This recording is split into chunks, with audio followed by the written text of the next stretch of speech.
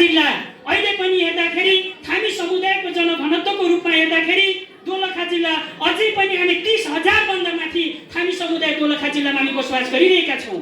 तर 30,000 भन्दा माथि दोलखामा चाहिँ थामी समुदायको बसोबास रहँदै गर्दा पनि अझै पनि हाम्रा चाहिँ ती हामीले पाउने हक अधिकारका कुराहरू होलान्, हामीले पाउने चाहिँ एकदमै न्यायोचित अथवा सम्मानजनक हाम्रा चाहिँ स्थानहरूका कुरामा हेर्दाखेरि अझै पनि हामी पछाडि परिरहेको अवस्था छ अथवा पछाडि पारिरहेको अवस्था छ। यसका निम्ति पनि तमाम तपाईँ थामी दाजुभाइ तथा दिदीबहिनीहरूलाई मेरो विनम्रतापूर्वक के आग्रह र अनुरोध के छ भने हामी जसरी भए पनि आफ्नो भाषा धर्म संस्कार संस्कृति र पहिचानका निम्ति एकताबद्ध भएर सबै चाहिँ अगाडि बढिदिनु हुनका निम्ति मैले हार्दिक अनुरोध गर्न चाहन्छु। अहिले विशेष गरी हामी 2079 साल असोजको 8 र 9 गतेबाट 6औं जिल्ला अधिवेशनबाट हामी निर्वाचित भएर यहाँ आए पश्चात हामी सकेसम्म थामी समुदायको हक र हितका निम्ति निस्वार्थ भावले हामीलाई कुनै पनि स्वार्थ छैन, हामीले थामी समुदायको हक हितका निम्ति केही न केही गरौँ भन्ने हिसाबले आएका छौँ।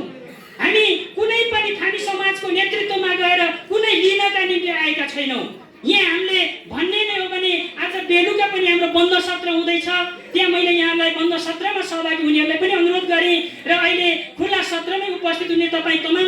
थामी दाजुभाइ तथा दिदीबहिनीहरू अब के खुल्ला सत्रको यो चाहिँ समापन पश्चात यहाँहरू पक्कै पनि आफ्नो स्थानमा जानु नै हुनेछ। तैपनि मैले के अनुरोध गर्न चाहन्छु भने थामी समाज दोलखा हामी नेतृत्व गर्दै गर्दाखेरि कुनै केही चिज पनि हामीले लिन आएका थिएनौँ, हामीले समाजका निम्ति केही न केही दिन आएका छौँ र त्यो दिन आए पछाडि हामीले केही दिएर पनि हामी जाँदैछौँ।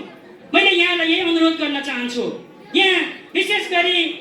थामी समाज दोलखाका यहाँ चाहिँ अग्रजको हिसाबले हामीले चाहिँ अथवा थामी समुदायले अलिकति नेतृत्व वर्गको हिसाबले बौद्धिक वर्गको हिसाबले दोलखामा नेपाल थामी शिक्षक समाज पनि क्रियाशील छ, त्यसै गरी विद्यार्थी समाज पनि क्रियाशील छ। यहाँको तर्फबाट पनि मैले के अनुरोध गर्न चाहन्छु भने पक्कै पनि हरेक थामी बस्तीहरूमा हरेक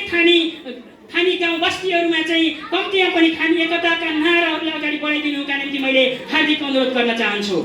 मैले यहाँलाई अर्को कुरा थामी समाजले हामीले बीचमा हामी नेतृत्व गर्दै गर्दाखेरि सकेसम्म थामीहरूका हितमा चाहिँ धेरै काम गर्न सकिन्छ कि भन्ने हिसाबले हामी अगाडि बढ्दै गर्दाखेरि विशेष गरी यहाँ बिगु गाउँपालिका, कालिन्चो गाउँपालिका, भीमेश्वर नगरपालिकाका आदरणीय स्थानीय सरकारका अभिभावकज्यूहरू हुनुहुन्छ, यहाँहरूले पनि हामीलाई सकेको सहयोग गर्नु नै रहनु भएको छ। यसमा विशेष गरी